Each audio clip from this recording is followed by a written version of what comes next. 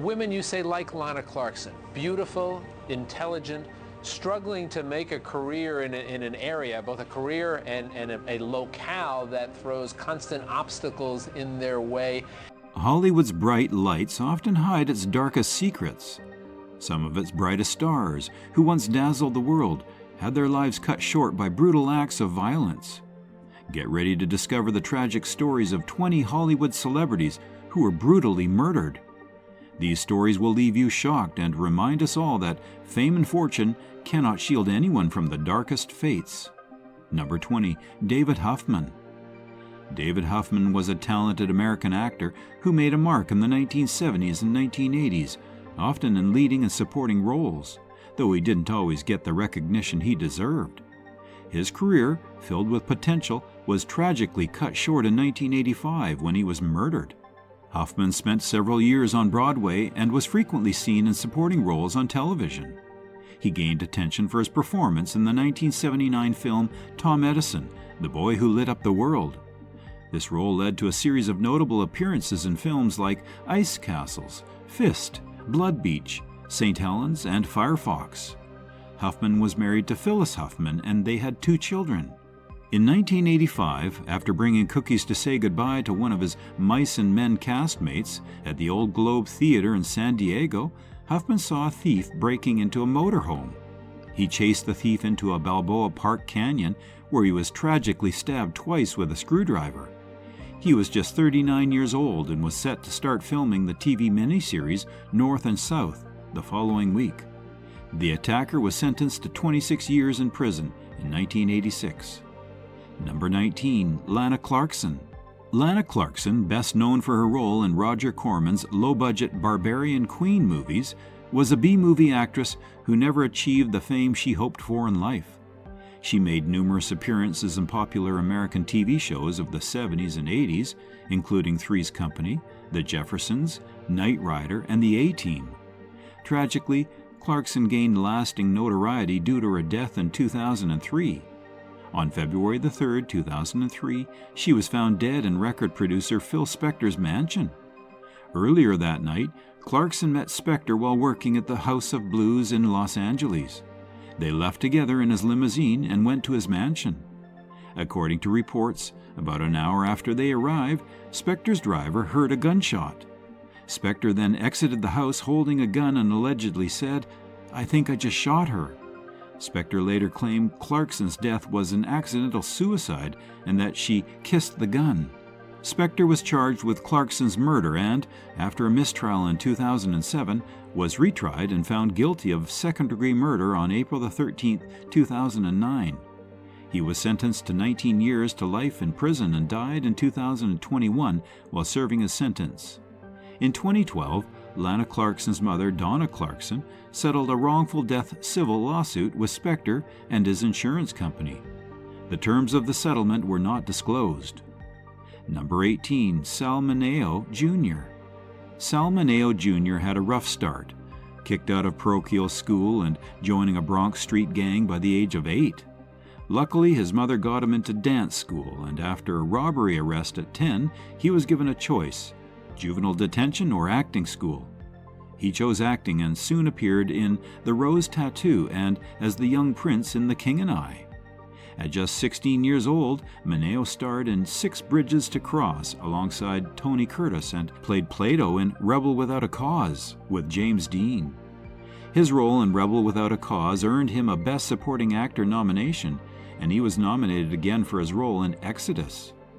Mineo expanded his career into theater, directing and starring in Fortune and Men's Eyes, with successful runs in New York and Los Angeles.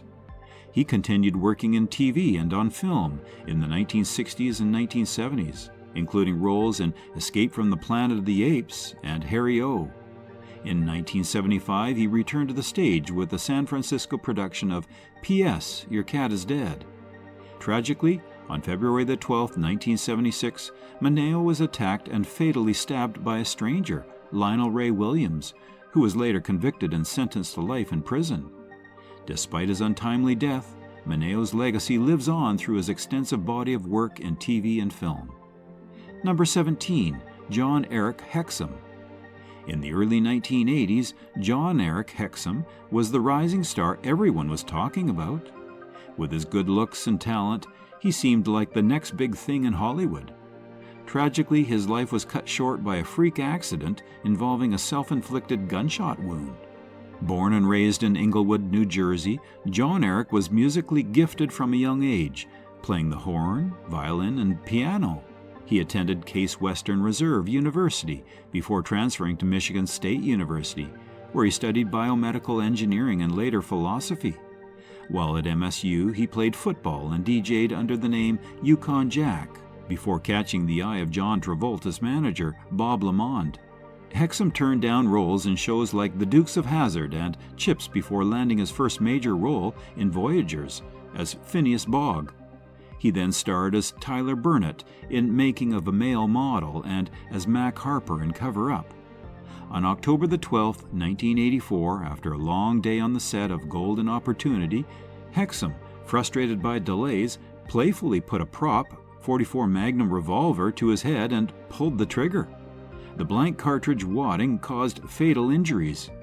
Despite extensive surgery, Hexum was declared brain dead on October the 18th, 1984, at age 26. His decision to donate his organs helped save 5 lives. Number 16, Adrien Shelly. Adrien Shelly was a talented actress and filmmaker whose promising career was tragically cut short. Known for her work in indie films with Hal Hartley, like The Unbelievable Truth and Trust, Shelly chose to stay away from Hollywood's glitz, focusing instead on the independent scene. She was passionate about women's roles both in front of and behind the camera. Her final film, Waitress, which premiered at Sundance in 2007, was a bittersweet comedy that offered a message of hope and redemption. On November the 1st, 2006, Shelly was found dead in her Manhattan apartment, hanging from a shower rod. Her husband, Andy Ostroy, had become worried when she didn't contact him after he dropped her off earlier that day. Though initially ruled a suicide by NYPD, further investigation uncovered a sneaker print in the apartment. This led to the arrest of Diego Pilco, a 19-year-old construction worker from Ecuador. Pilco first claimed Shelly had attacked him over construction noise, but later admitted to strangling her during a robbery. He was convicted of first-degree manslaughter and sentenced to 25 years in prison, with deportation to Ecuador upon release. Shelly's husband and family were deeply affected, with Andy describing her as his best friend and a bright light in his life. Number 15, Dorothy Stratton. Dorothy Stratton's life was both dazzling and tragic. Stratton grew up in a tough neighborhood but managed to stay out of trouble. While she wasn't considered a beauty in her youth, she blossomed after high school, catching the eye of Paul Schneider, a promoter who persuaded her to pose for Playboy's 25th anniversary Playmate search in 1978. Playboy saw her potential and flew her to Los Angeles. Though she lost the top spot to Candy Loving, she became a Playmate in the August 1979 issue. Soon after, Stratton married Snyder, who had a manipulative influence over her.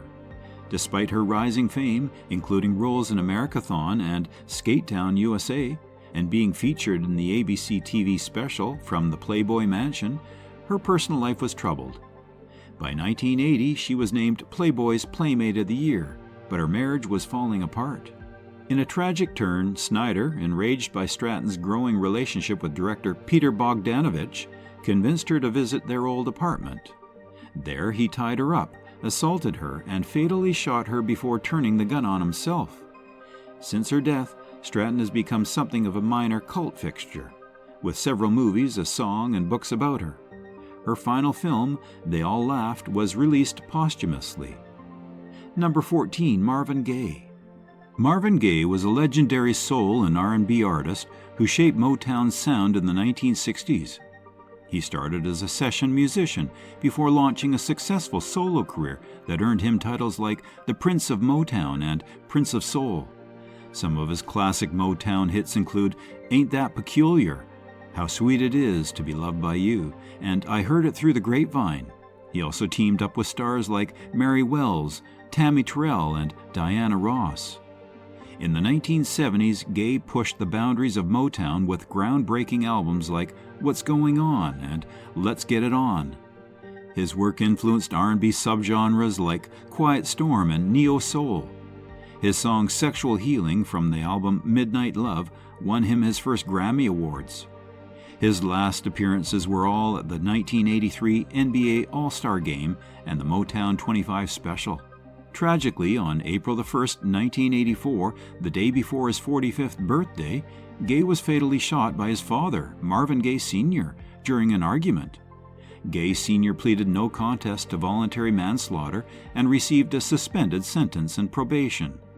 Posthumously, Gay has been honored with numerous awards, including a Grammy Lifetime Achievement and inductions into the Rhythm and Blues Music Hall of Fame, the Songwriters Hall of Fame, and the Rock and Roll Hall of Fame as well.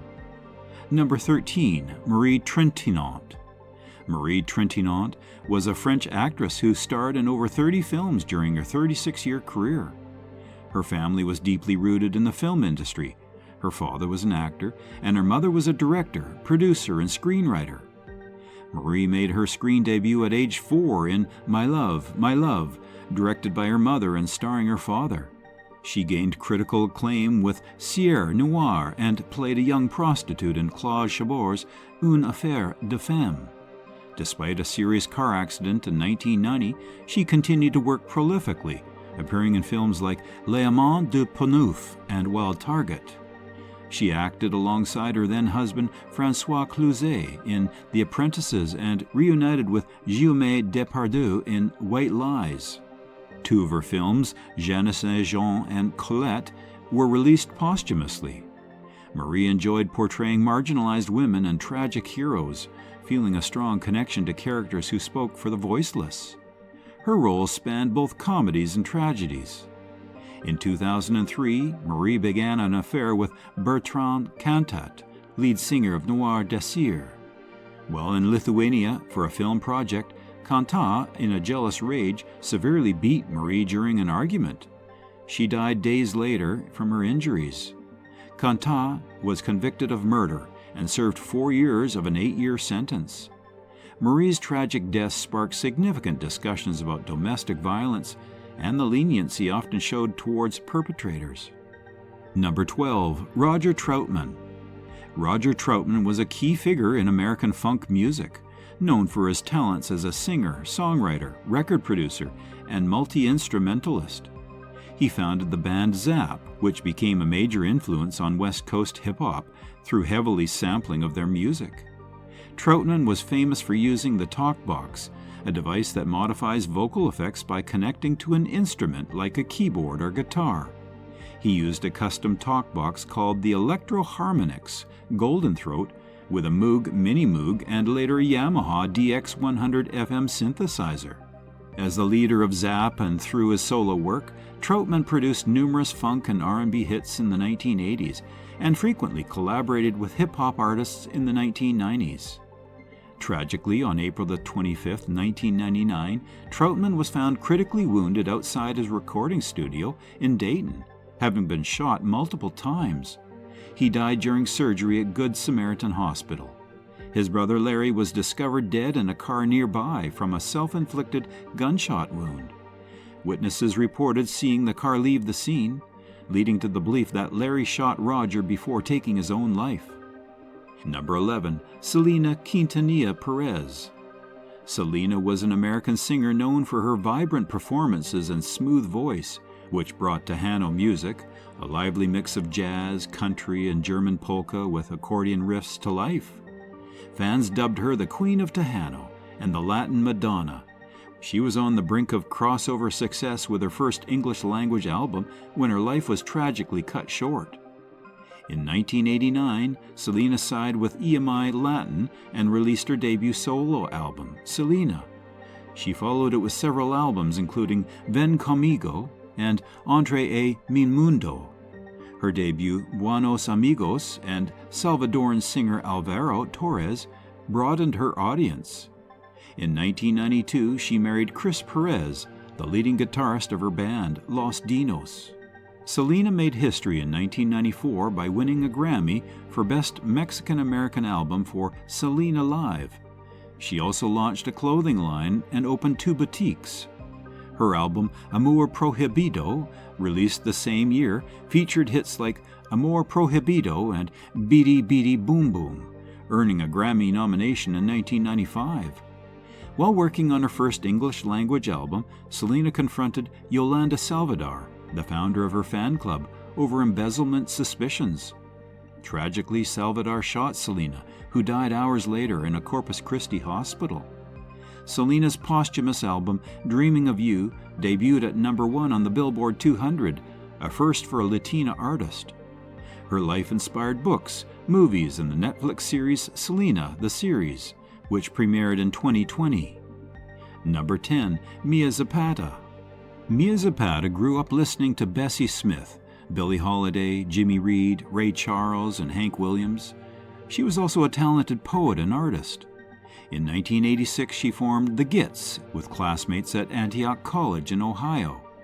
By 1989, they moved to Seattle, diving into the city's burgeoning grunge and punk scene. The Gits quickly gained popularity, and major record labels took notice. However, just as they were on the verge of national success, tragedy struck. On July 7, 1993, Mia was raped and murdered while walking home. Her murder remained unsolved for a decade, sparking numerous conspiracy theories. It wasn't until 2004, using old DNA evidence, that a Cuban drifter was convicted of her murder and sentenced to 37 years in prison. The music community had faced numerous losses in the early 1990s. Andrew Wood of Mother Love Bone died of a heroin overdose in 1990. Poet Jesse Bernstein shot himself in 1991. Stephanie Sargent of 7 Year Bitch overdosed in 1992. And Kurt Cobain, of course, of Nirvana, committed suicide in 1994. Mia's death, however, was particularly haunting due to its violent nature.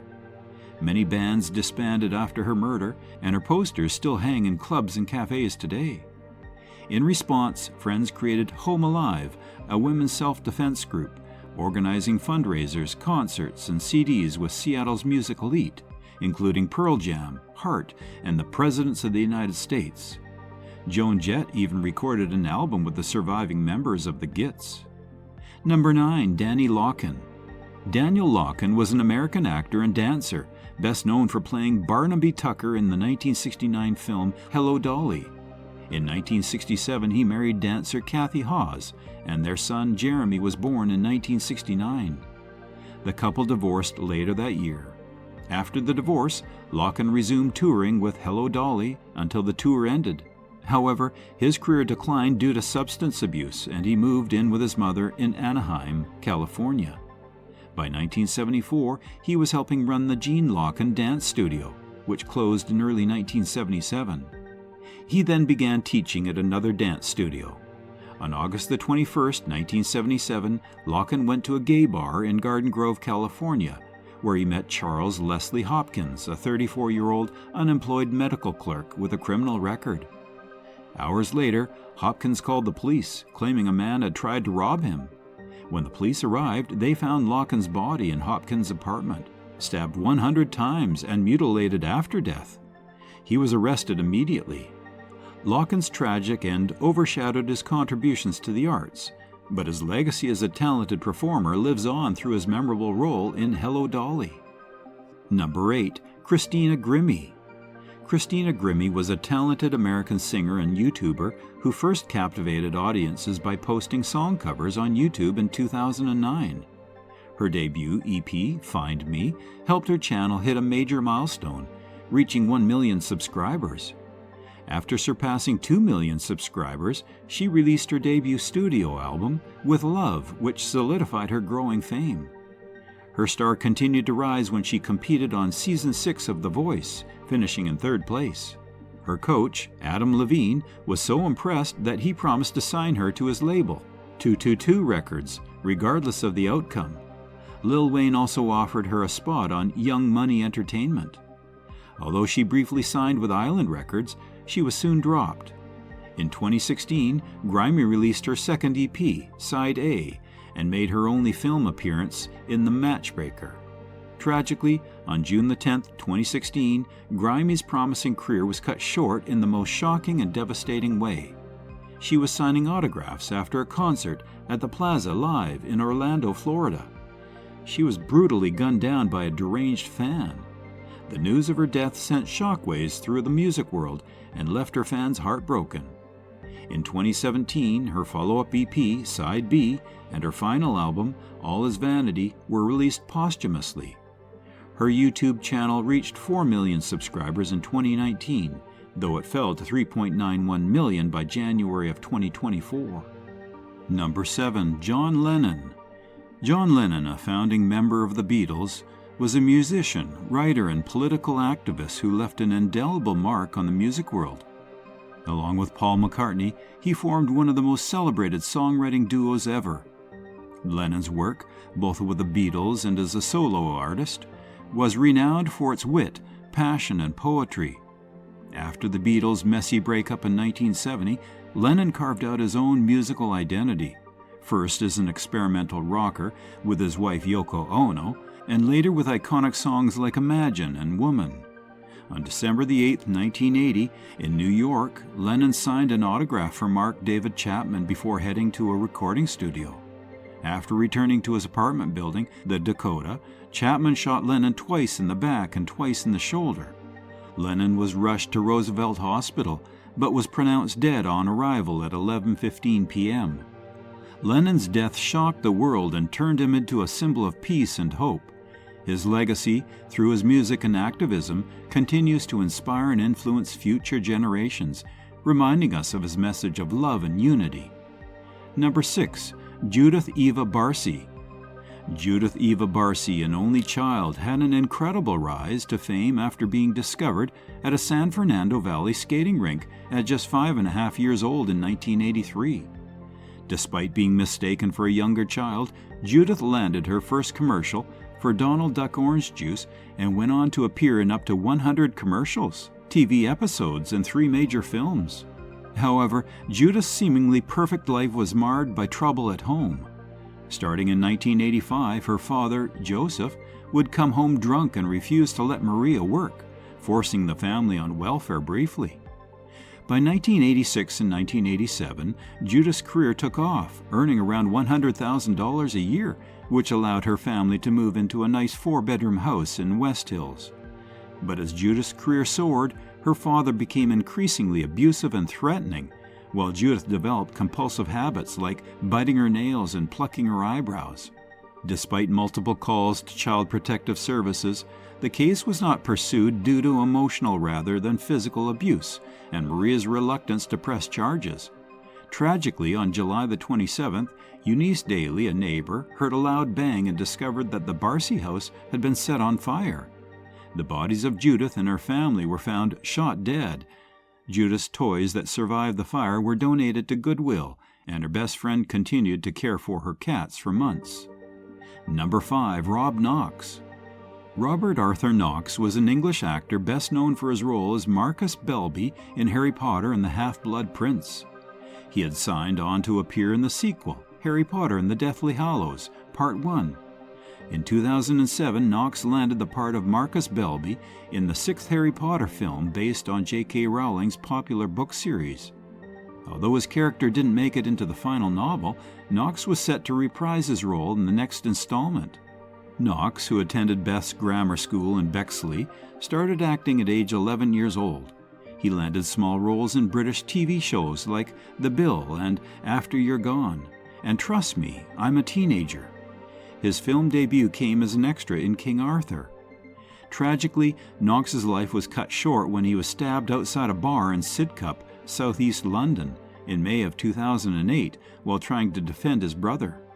The incident drew media attention, and his attacker, Carl Norman Bishop, was sentenced to life in prison. In his memory, the Rob Knox Film Festival was established by the Rob Knox Foundation to support young talent in the arts. Number 4. Thomas Ince. Thomas Ince, often once called the father of the Western films, revolutionized movie-making with his innovative approach to production. He brought the assembly line system to Hollywood, shaping how movies were made. Starting out in Broadway at just 15 years old, Thomas dabbled in vaudeville before breaking into film in 1910. He faced tough competition from Thomas Edison's Motion Pictures Patent Company, which tried to squash independent filmmakers. Ince even went to Cuba with Mary Pickford and Owen Moore to keep his film career afloat. Hollywood was where Ince truly thrived, creating the westerns and Civil War dramas he loved. However, by 1924, rumors swirled that he was near bankruptcy and was seeking help from media mogul Hearst. Ince's death shortly after his 42nd birthday became almost as legendary as his films. Born on November 16, 1882, in Newport, Rochester, Ince transformed from a struggling actor to a pioneering film tycoon. He died on Hearst's yacht, and rumors quickly spread that Hearst, suspecting an affair between his mistress, Marion Davies, and Charlie Chaplin, accidentally shot Ince. Officially, the death certificate listed heart failure as the cause, but headlines screamed, "Movie producer shot on Hearst's yacht." Later reports suggested Ince had fallen ill at Hearst's estate, though Chaplin's valet claimed to have seen a bullet wound on Ince's forehead. Ince's life and death remained shrouded in mystery, but his impact on filmmaking is undeniable. Number 3. Susan Cabot. Susan Cabot, known for her roles in westerns like Tomahawk, The Duel at Silver Creek, and Gunsmoke, had a varied career. After leaving Universal Pictures in the mid-1950s, she focused on theater in New York. She returned to Hollywood later in the decade and appeared in several Roger Corman films, such as The Sorority Girl, War of the Satellites, and Machine Gun Kelly. Her final film role was in Corman's horror movie, The Wasp Woman. Tragically, on December 10, 1986, Susan Cabot's life ended abruptly when her 22-year-old son, Timothy Scott Roman, killed her in her Los Angeles home using a weightlifting bar. Roman was charged with second-degree murder.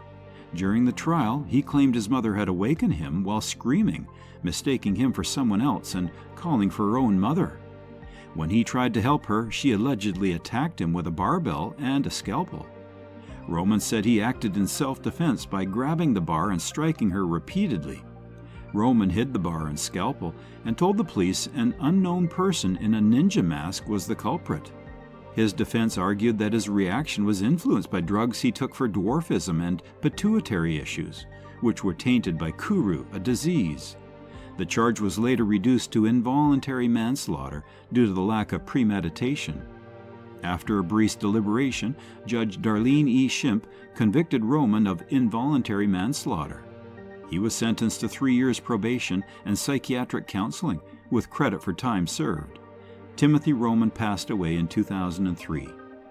Number 2. Ramon Navaro. Ramon Navaro was a Mexican actor who made a splash in American silent films starting in 1917. By the 1920s and 30s, he was a top box office draw, known as the Latin Lover, and a major sex symbol after Rudolph Valentino's death. Navaro was the first Latin American actor to make it big in Hollywood. Tragically, Navaro was murdered on October 30, 1968. Brothers Paul and Tom Ferguson, ages 22 and 17, lured him to his home by offering their services. Navaro had previously hired prostitutes, and the Fergusons got his number from someone he had hired before. The Fergusons believed Navaro had a stash of money at his house and tortured him for hours trying to get it out of him. They only found $20 in his bathrobe pocket before leaving. Navaro choked to death in his own blood after being beaten. The Fergusons were caught and sentenced to long prison terms, but were paroled in the mid-1970s. They were later rearrested for unrelated crimes and served longer sentences. In a 1998 interview, Paul Ferguson admitted responsibility for Navaro's death. Tom Ferguson died by suicide on March 6, 2005, and Paul Ferguson passed away in 2018 while serving a 60-year sentence for rape in Missouri. Number 1. Sharon Tate. This is probably one of the most gruesome murder cases in the industry. Sharon Tate, an American actress and model, was the second wife of director Roman Polanski. Tragically, in 1969, Tate and 4 others were brutally murdered by Charles Manson's followers at their rented home in Los Angeles. Tate started her Hollywood journey in 1963, hitchhiking to the city and quickly landing roles in TV commercials and TV shows like The Beverly Hillbillies and Petticoat Junction. Her film career took off with Eye of the Devil, and she met Polanski on the set of The Fearless Vampire Killers in 1967. Their romance led Tate to end her relationship with hairstylist Jay Sebring, who remained a friend. Tate starred in Valley of the Dolls in 1967 and married Polanski in 1968. She appeared in The Wrecking Crew and was pregnant while filming 12+1 in early 1969. In August 1969, Tate and Polanski were renting a house at 1050 Cielo Drive. Manson ordered his followers to kill everyone there. On the night of August the 8th, the attackers first killed 18-year-old Stephen Parent. Then they murdered Tate, Sebring, Frykowski, and Folger in a brutal spree. Tate, who was 8 months pregnant, was fatally stabbed, and her blood was used to write "pig" on the front door. By the end of the year, all the killers were arrested. They were sentenced to death in 1971, but their sentences were commuted to life in prison after California abolished the death penalty. Wow, that was a journey. Today, we've delved into the tragic stories of 20 Hollywood celebrities whose lives were cut short in the most horrifying ways imaginable. Their stories remind us of the dark side of fame and the harsh realities that sometimes lie behind the glitz and glamour. Share your thoughts in the comments below. What story shocked you the most? All right, that's it for today. Thanks for watching. See you in the next video.